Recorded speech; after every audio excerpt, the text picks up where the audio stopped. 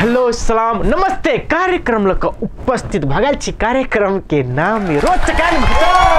thank you बस दर्शक अखुन तक कार्यक्रम के नाम अनुसार से अखुन देश के अवस्था एते द्वारा ने निकलो गए थे कार्यक्रम के नाम में रोचकान गोचन नेपाल देश चुनाव के माहौल एकदम चेहर गेल छे ने अखनो एकटा बात अपने सब विचार करी कि रेडियो में प्रचार छाप के दे दियो ये कण के खाल के बाद फिर फलना भैया के चिन्ह दियो छाप में वोट देबी वह रेडियो से देखियो फिर कहते भैया के दियो फिर वही भैया के दियो रेडियो में के रेडियो टीवी में के बदला चीज सत्य होए कह का वह तुरंत देख आदमी चेंज करत कहते छाप में वोट देबे जब में कोई जिंदाबाद जिंदाबाद फिर रेडियो फिर छाप अखनु सब व्यस्त छे कलाकार पत्रकार ने सब कोई व्यस्त छे जीएनते ककरा वोट दी यानी कलाकारों बड़ बिजी छे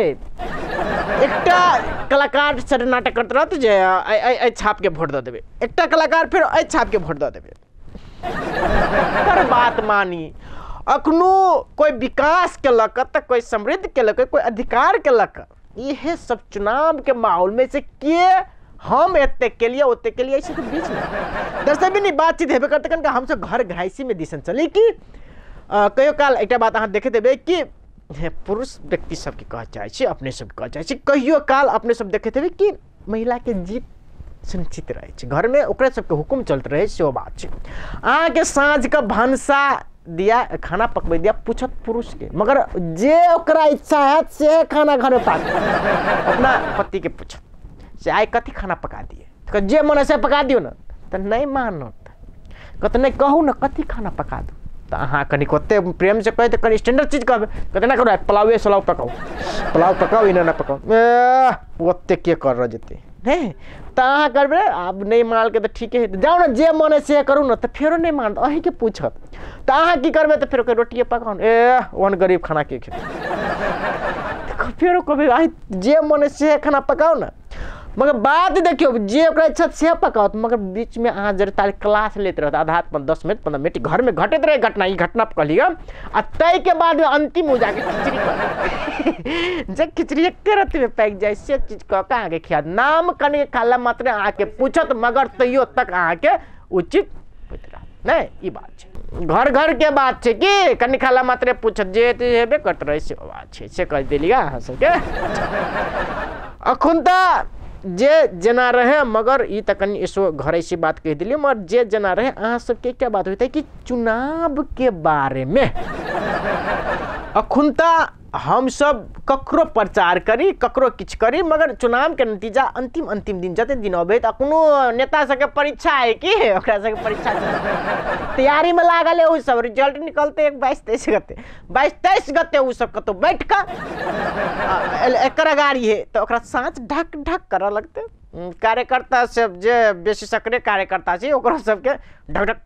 हे गाड़ी बेले नहीं अभी हमर गाँव होते एक बात आते चुनाव जो होते रहत ने गिनती होते रहत कोनो बात नहीं कि ए गाँव में तब हम देखा फिर वही गाँव में आवत ई गिनती है एक कता से बक्सा खुद दे तब हमर है करते बक्सा सेट गेल हार भ गेल तब ओकर जीत हो जाते रहे ई बात होते रहे ने देखते बे ई बात सब अखनो जत्ते प्रैक्टिस करी जत्ते पढ़ लिख जेबे तत्ते पास हेबे कि नेता सब के कह दिले जत्ते अपने अखुनता निक जगह पढ़ी ते जे करबे तत्ते निक रहत काल्खमा अपने सब क्लास भरल ते पास फेल होइत रहब ते दुआरे नेता फेल हेबे ते सबे संपत्ति गय के अखुनता जत्ते चीज है तत्ते अखुन सब नेता का जीत जेबे वो तो जनता के हाथ में ककरा जीत करो अखुन जनतो सब बहुत बड़का बुझाइत ने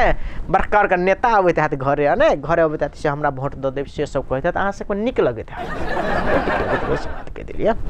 दर्शक में तो बातचीत करते कमेटा के ब्रेक लिए पड़ते ब्रेक के बाद फिर आबि रहल छी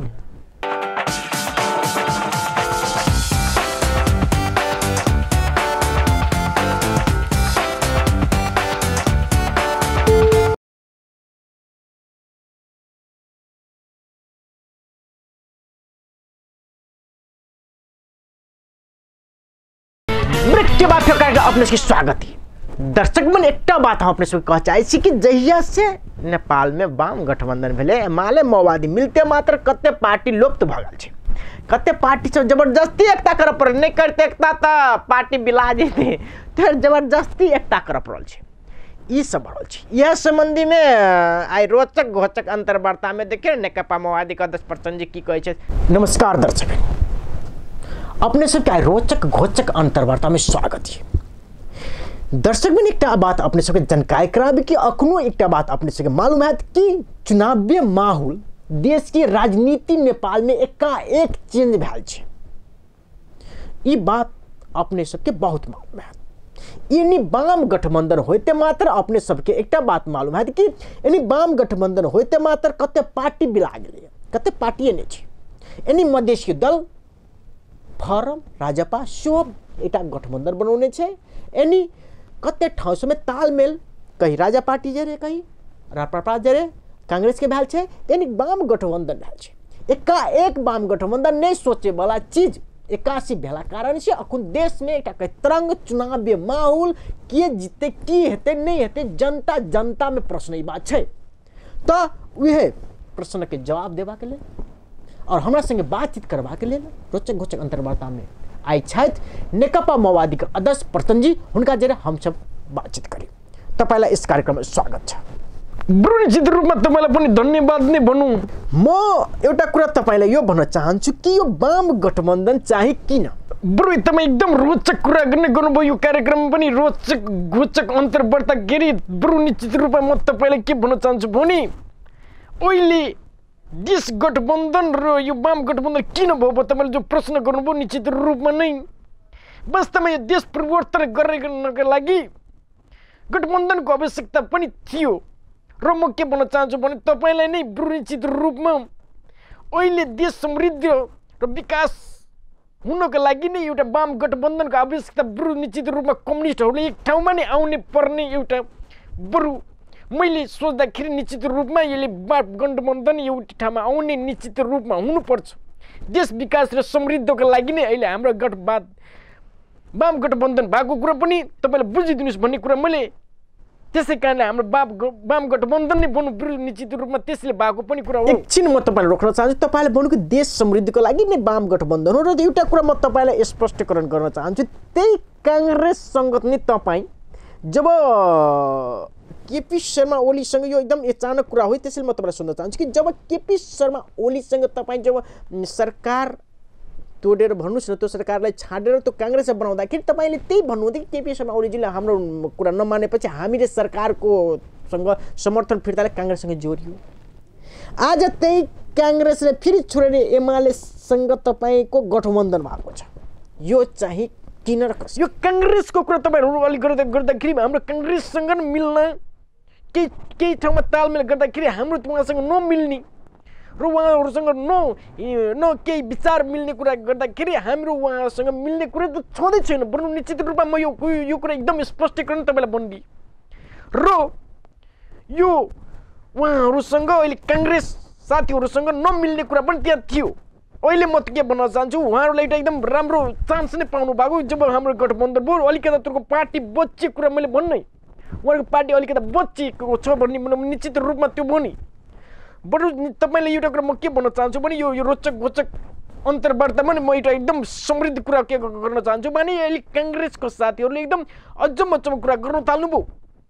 कम्युनिस्टको शासनले पनि यो गरिदिन्छन् कम्युनिस्टको शासनले त्यो गरिदिन्छ म एउटा कुरा म तपाईलाई निश्चित रूपमा के भन्न चाहन्छु भने कम्युनिस्टको शासन आउनु बित्तिकै बरु निश्चित रूपमा एकदम देश बन्ने अवस्था छ दलित अधिकार मुस्लिम अधिकार जो जति दिने भने कम्युनिस्टहरूले नि दिएको भन्ने तपाईहरुले निश्चित रूपमा तपाईहरुले नि थाहा होलान्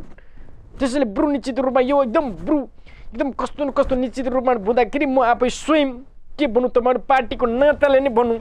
एउटा कुरा म भन्न चाहन्छु नि फेरि तपाई त्यही कांग्रेसले तपाईको गुणगान गाउने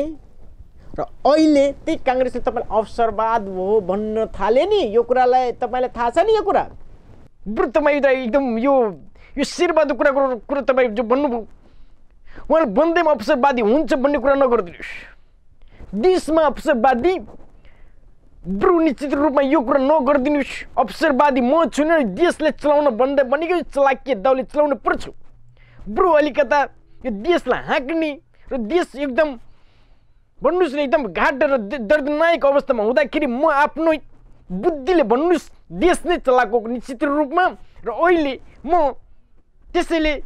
उहाँसँग उहाँहरू अवसरवादी र के भन्दाखेरि मलाई के आपत्ति कुरा छैन उहाँहरू भन्ने कुरा बनिहाल्ने हुन्छ त्यो कुरा पनि म तपाईँलाई अलि अलि यही यो बिचमा अलिकता म के रोक्न चाहन्छु कि वास्तवमा तपाईँ त्यही कुरो नगरिदिनुहोस् यस्तो भयो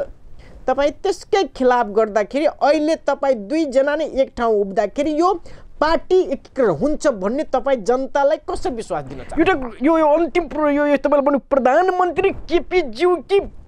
म यो विवादीको कुरै छैन उहाँ भन्दाखेरि म ठिकै छु उहाँ नभन्दा पनि ठिकै छु यो प्रधानमन्त्री उहाँ नै बन्नुहुन्छ निश्चित रूपमा यो कुरा पनि नगरिदिनुहोस् प्रधानमन्त्री जो बने पनि हाम्रो पार्टी अब टुट्दैनन् जुट्छन् भन्ने कुरा म पुरा विश्वासका साथ नै तपाईँलाई बरु निश्चित रूपमा यो कुरा भन्न चाहन्छु जे होस् जे भए पनि म अलिकता मधेस केन्द्रित मधेसका केही मुद्दाहरू तपाईँसँग गर्न चाहन्छु कि वास्तवमा अब चाहिँ मधेससँग तपाईँ भन्नुहुन्छ लोभ भयो ल अब चाहिँ यो बिहे चाहिँ कहिले हुन्छ भन्न अर्थात् यो हाँस्ने कुरा होइन एउटा कुरा यसरी भने कि वास्तवमा अब चाहिँ यो मधेसको अधिकार संशोधन हुन्छ भन्ने कुरा हामीहरू कसरी विश्वास म यो तपाईँले एकदम हाँस लाग्ने कुरा गर्नुभयो अलिकता तपाईँ मधेसतिर नै कुरा गर्दाखेरि यो मधेससँग नै अहिलेसम्म मलाई लोभ छ भन्ने कुरा म